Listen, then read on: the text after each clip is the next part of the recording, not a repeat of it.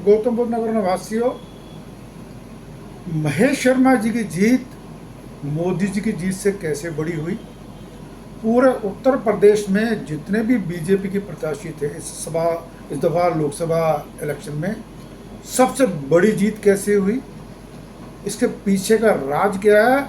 और ये जीत तब हुई जब गौतम बुद्ध नगर जिले में बीजेपी के अंदर बहुत तगड़ी गुटबाजी थी। मैं गवाह हूँ इस गुटबाजी का।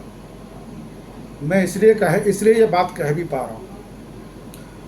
पूरे गौतम बुद्ध नगर जिले के अंदर इतनी बड़ी जीत जो दी है हमारे महेश शर्मा जी ने, इस जीत के अंदर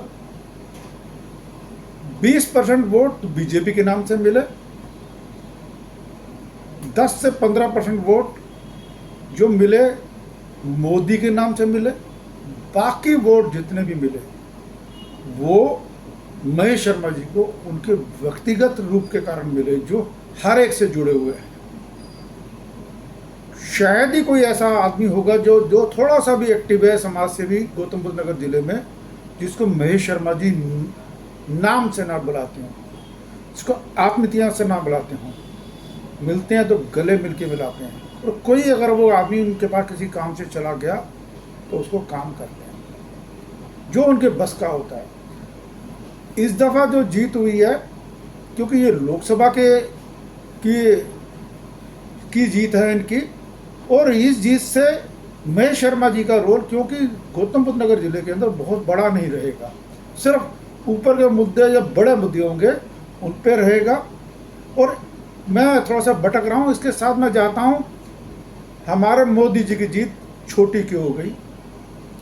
क्योंकि स्थानीय मुद्दे जो उनसे थे उन पे मोदी जी का दखल रहा ही नहीं। प्लस जो डेवलपमेंट हुई वहाँ पे बनारस में, उसके कारण जो स्थानीय नागरिक थे वो बहुत परेशान रहे, और उनको जो उचित मुआवजा मिलना चाहिए था, जो उनके रोजगार खराब हुए, और बड़ी सारी समस्या थी।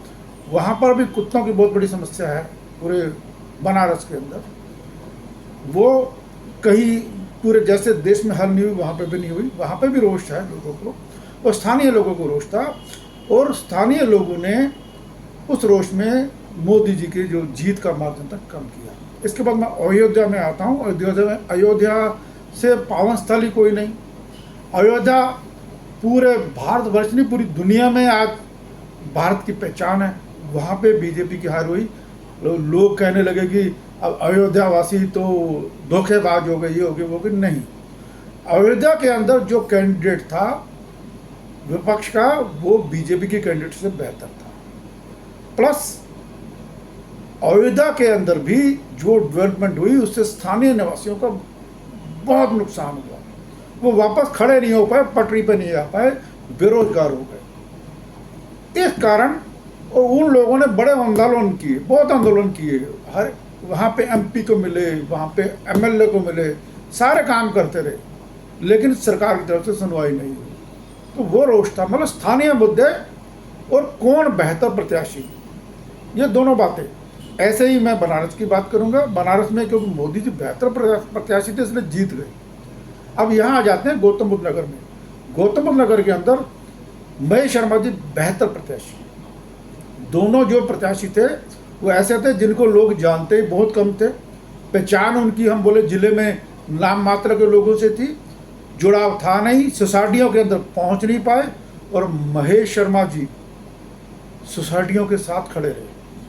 जो सोसाइटियों के मुद्दे थे उन पे एक दफ़ा याद होगा जब वो खड़े हुए, किसी बाहुबली ने कब्जा किया था, महेश शर्मा जी सोसाइटी निवासियों के साथ खड़े हुए, और उस टाइम बड़ा आंदोलन खड़ा कर दिया गया महेश शर्मा जी के खिलाफ, और त्यागी समाज उनके खिलाफ हो गया।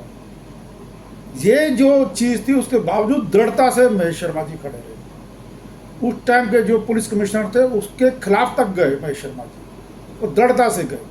ये जो चीज़ थी सोसाइटी निवासियों ने याद रखी।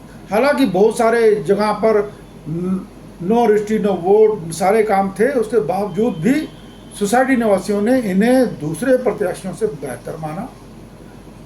हालांकि पूरे बीजेपी का जो हमारा जिला है इसके अंदर बीजेपी का जो हमारे मंडल कह लीजिए या हमारी पार्टी कह लीजिए, इसमें गुटबाजी इतनी ज़बरदस्त थी। और वो हमारा पूरे ज़िले का प्रत्येक नागरिक जान रहा था कि जिस मन से ज़िले की पार्टी को इनके साथ खड़ा होना चाहिए नहीं खड़ी हुई। इन्हें जिताया तो वोटरों ने खुद जिताया, और इनको बेसिकली ये जीते हैं तो महेश शर्मा जी अपने व्यवहार से जीते हैं, लोगों से जुड़ाव से जीते हैं। ये सच्चाई है, इसलिए महेश शर्मा जी की जीत बहुत बड़ी जीत है। आने वाले समय में एक बात मैं कहूं, जो हमारे पूरे जिले के 5 विधायक हैं, इनकी स्थिति अच्छी नहीं है। महेश शर्मा जी को जीत मिली है क्योंकि लोगों के साथ ये जुड़े रहे, इन्होंने लोगों के काम किए हैं। और जिले के जो हमारे बाकी विधायक हैं, कोई ये कहता है कि इन्होंने धंधा बना लिया फ्लैट बार्स ने, कोई धीरेन्द्र जो सा आवारा कुत्तों को खाना खुद पब्लिक प्लेस में डालते हुए दिखते हैं, और दूसरे विधायक जो से हैं हमारे नोएडा के विधायक, जिनको मैं राजा बाबू कहता हूँ, साल में 60 दिन 65 दिन ही होते हैं। ये स्थिति है हमारे यहाँ पे। तो ये ख्याल रखिएगा, इनसे बेहतर प्रत्याशी अगर आ गया और जो कुछ जुड़ाव वाला आ गया जो पब्लिक के साथ, तो ये ऐसे ही वापस जिस दफा जैसा अभी लोकसभा में बीजेपी की मैक्सिमम सीटों में बुरा हाल हुआ है, ऐसा विधानसभा में होने के चांस है। तो इसलिए आने वाले समय में बीजेपी को गुटबाजी खत्म करनी पड़ेगी, और जो हमारे विधायक हैं इनको काम करना पड़ेगा। काम नहीं करेंगे तो मैं एक बात बता रहा हूँ, मैं अनाउंस कर रहा हूँ, गौतम बुद्ध नगर जिले में हम एक संस्था बनाएंगे जो सोसाइटी निवासियों की, किसानों की, यहाँ के जो स्ट्रीट वेंडर है, सबकी समस्याओं को हम लोग आगे लेके जाएंगे।